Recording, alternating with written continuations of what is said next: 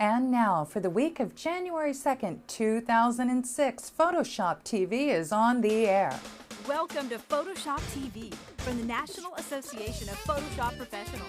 And here's your hosts, the Photoshop guys, Scott Kelby, Dave Cross, and Matt Kloskowski.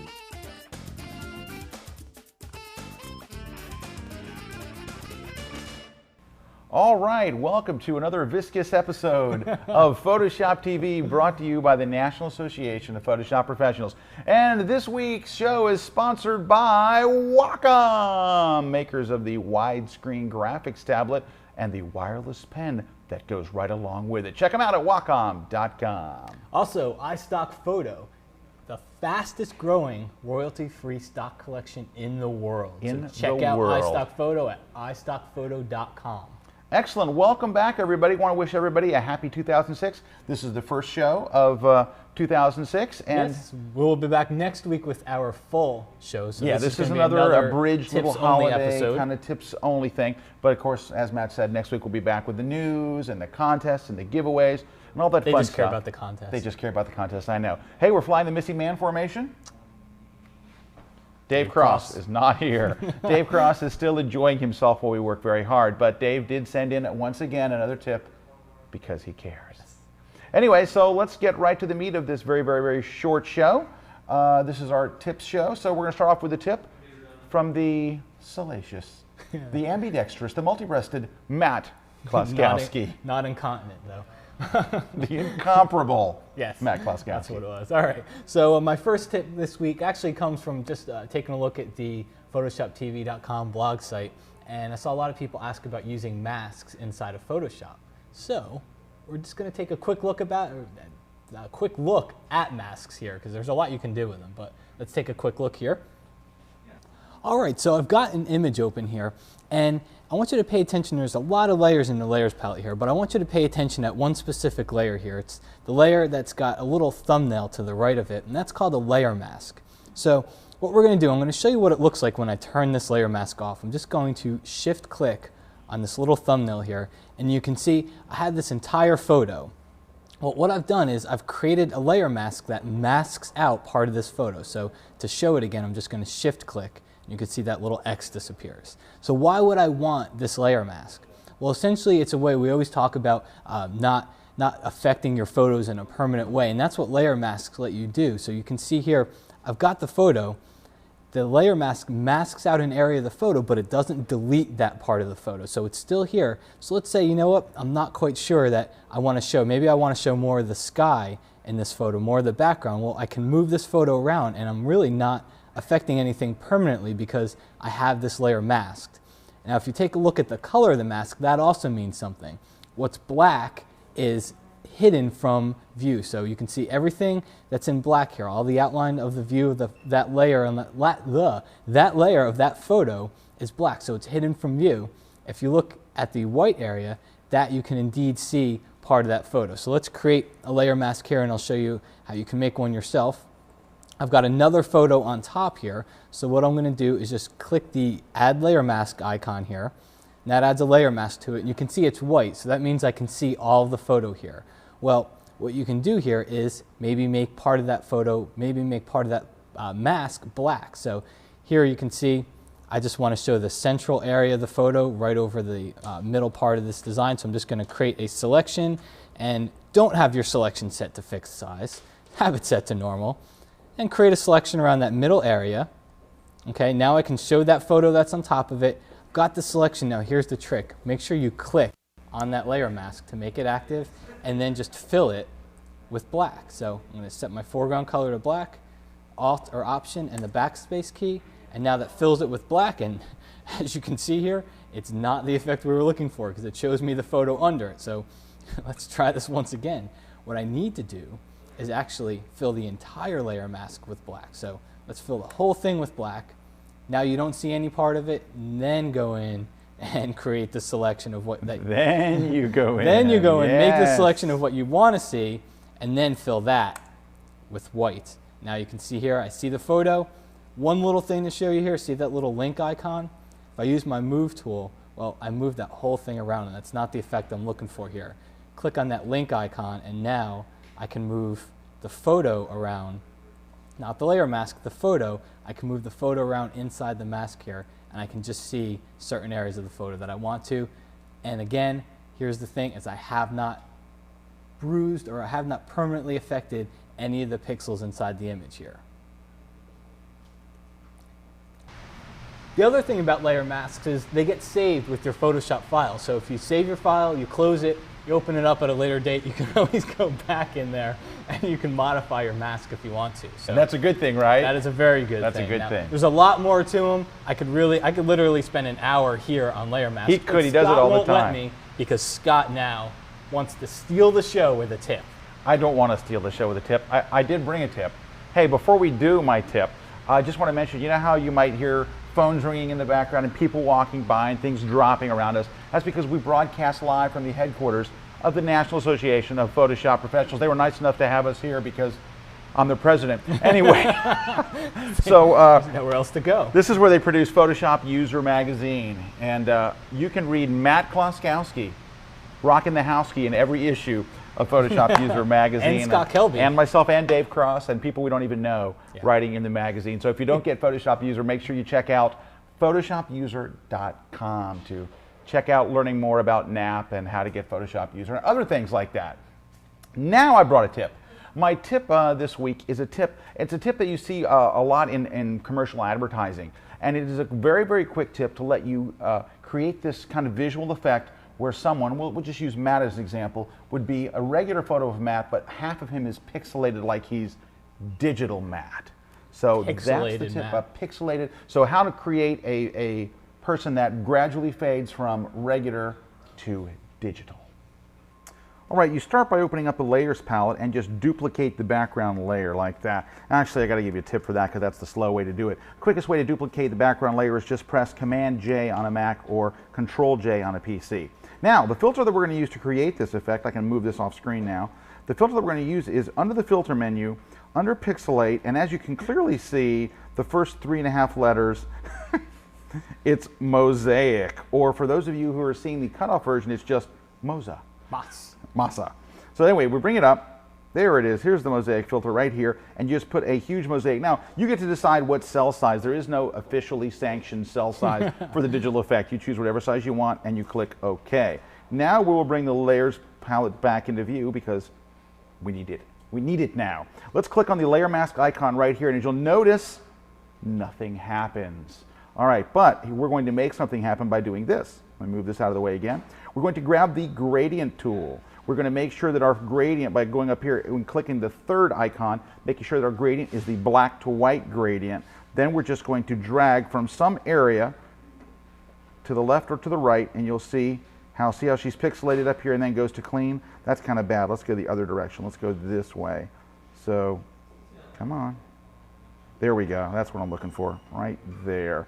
To where she's clean and then she slowly gets pixelated like that. And the further on she goes, the more pixelated she becomes. Let's use another photo. We'll try that same example. This person looks like they need to be pixelated, don't they? Let's duplicate the layer. We'll use that same trick here. I'll just go over here. We'll duplicate the layer, apply that same mosaic filter, then we'll hit the layer mask. We'll grab the gradient tool and we'll drag. Let's try this way first. There you go. You get that nice clean shot over here, and that slowly pixelates till they become digital. Sorry, that was lame. And then go this way for the other one. So you can choose which one you like. And of course, since it is a mask, you can just grab a paintbrush, and if there's a particular part of the image that you want to be pixelated or not pixelated, you can paint here to make this clean. You can say I want their hair kind of clean. You can decide where you want pixelation not to be. Or if you switch back to white, you could say I want the other eye pixelated. So you have complete control over it because, as Matt showed you earlier, it is the power of the mask. Good tip, Scott. By the way, it's actually a good follow-up to what I showed because I showed how to use solid colors on the layer mask, and your tip is a great one for using gradients and brushes on it too. So, all right, so next up is our tip from our Canadian friend. But as you remember, we said Dave Cross isn't here. So, you know, but does it have to be Dave Cross? Doesn't everybody from Canada know each other? So sure. I'd like to welcome Nicole Wolf from Canada. She's from our graphics department. She's a designer there. So welcome, Nicole. Hi. And here's a tip from our fellow Canadian friend, Dave Cross. Dave Cross, A. A. A. A. I'd like to give you a bit of information about this very useful thing under the Edit menu called the Preset Manager. Now there's a few things that this is very important of what the role that it does in Photoshop. The first one is it determines the content of your palettes. Now I've deliberately had it so our swatches palette is showing. So if I go to the preset type and pick swatches, then you'll see it's basically showing me this is the standard swatches, which looks suspiciously like the one you see here.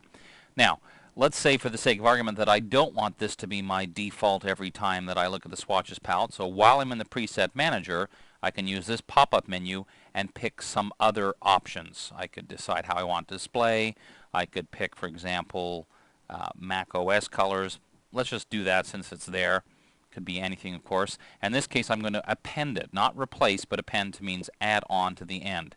So now I've got all of these extra colors in my swatches palette. Now if I were to click Done, look at the swatches palette, automatically it's now looking that way from now on. So that's one aspect of the preset manager, is how you can determine what you want to be in the various palettes. For example, whenever you're using a tool that uses brushes, this is what's currently in my brushes palette. Now what I could do is decide that I want to change the order. For example, not that it would make great sense to do this, but I want, for example, this brush to be up here, and I reshuffle them, and when I click Done, same thing. When I now go to use those brushes, they will appear in that order. The other part of the preset manager is very useful is for situations like this. Here I've gone in previously and defined a couple of custom brushes where I just made a selection of something and defined it as a brush. Now let's pretend I have a whole lot more than simply 2 of them. But what I can do is take those brushes and choose Save Set. And that's going to ask me where do I want to save it. By default it's going to assume I want to save it into the brushes folder in the Photoshop Applications folder. So I'll just call it something like Dave's Brushes. .abr, that's the default name it uses, and hit save. And basically what that means now is I have a backup plan. So let's pretend, for example, that I had been working later on and had actually reset my brushes palette and they were no longer there. Now I could click the load button and load back in the brushes that I had previously created, so that I would never actually have to redo them again, because now I'm loading them back in again. So that's the other aspect, and that applies to everything. If I look in here under patterns, for example, I've created a series of patterns. So I can do the same thing. Select those, save set. Now, let's do the same thing here, and I'll do one extra thing to show you one extra little difference here. If I go in and choose some name, save them in this folder again, it's in, I should be more specific, it's in patterns. It does this automatically, by the way, but just in case, it's in Photoshop CS2 presets, and then either patterns or swatches or whatever it is you're saving. Now I choose save and then done. Now in this case what I'm going to have to do is actually restart Photoshop. So let me pause filming so I can do that. Okay, I'm back. Now you couldn't tell this, but I restarted Photoshop so that you could see the next step. Remember, I saved that set of patterns into the right folder that it defaulted to. So if I go to use the patterns, I'll just use the pattern stamp tool because it's easy. I'll go in here and first of all let's just reset the patterns back to the normal ones, the default patterns, which of course means my patterns would be gone. But remember, I saved them in that folder. So now take a look down here. There they are right in the built-in list, because when you save in that folder and then restart Photoshop, whatever that is, the preset you've saved, in this case patterns, would be there. So if I'd done the same thing with my swatches or with brushes or anything else, it would appear in the same this pop-up menu built right in all the time. So I would just go and say, okay, add those in, and now there's my patterns back again. So when you're using the preset manager, as we said, there's a couple of ways to use it, but one of the most interesting ways is not only to define what's in your palettes to begin with, but create sets that you can load in automatically and easily anytime you need them. All right, thank you, Dave, for that canned, pre-taped Canadian tip on vacation. Thanks very much. You see, Matt came in here. He's here to do it live for you. He's got yet another Photoshop tip. This is a little more advanced, though, isn't it? It is a little more advanced. So, because I care, I'm here. He cares, Dave he's cares here. too, Dave so cares, but he it's just can't. so little that it doesn't even show up. All right.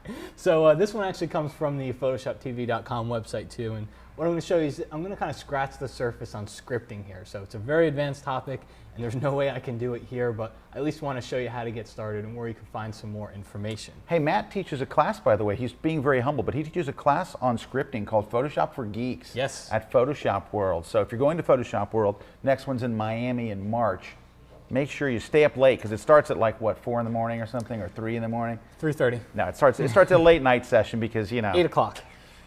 Yeah, because we know that the people that go to scripting classes aren't at parties and things like that. So, you know, you got to give them something to do at Yes. night. So, Hey. anyway, I'm sorry, your tip. Thank you, thank you, thank you. Okay, so what I'm going to do here is, first of all, I got to show you where do you find scripts inside Photoshop. So the first place that you find your scripts is there's a place inside of your Photoshop CS2 presets folder, but honestly, you need to actually have Photoshop open before you can find your scripts.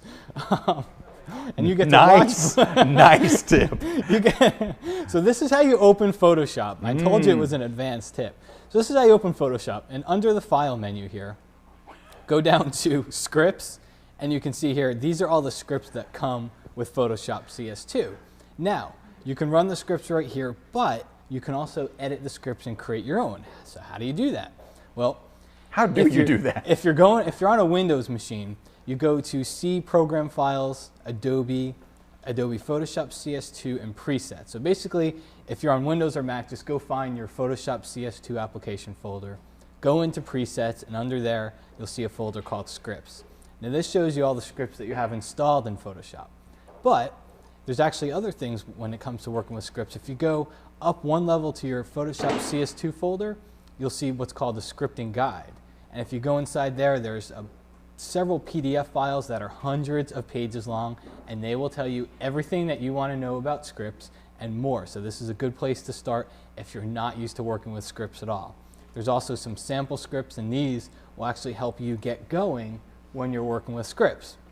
Now, how do you work with a script? Well, on the Windows machine, just go to your Start menu, go into your Adobe folder, and you're going to see something called the Extend Script Toolkit. So just open this up, and this is basically a text editor for scripts. On a Mac, it's in your Utilities folder under Adobe, and if you go into your Adobe Utilities, you'll see the Extend Script Toolkit in there. So once you get this thing open, you can start creating a script right inside here, or I've got one that, just a quick one that I wrote a little bit earlier here, and let's just drag that right into, let's just drag that into my Extend Script Toolkit here. And you can see it's a pretty simple script. What it does here, and you're saying simple, and you're like, what the heck is this stuff? But essentially, all I'm saying is, I'm telling this first line, create a new document.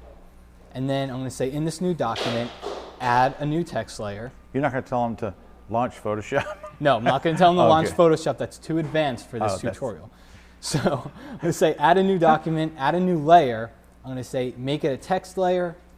And then I'm going to say, here's something that you can't do with actions. And you see this new document.name.